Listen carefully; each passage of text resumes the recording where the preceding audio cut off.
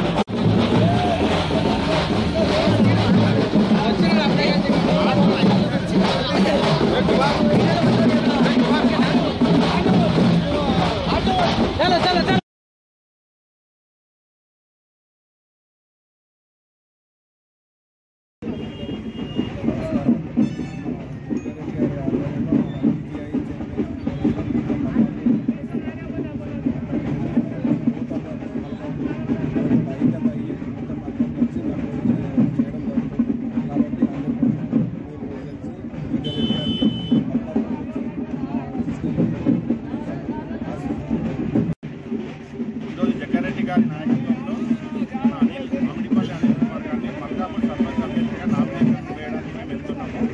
ఖచ్చితంగా గెలిచి మనం జగ్గారెడ్డి సార్ దగ్గరికి తీసుకెళ్తాము.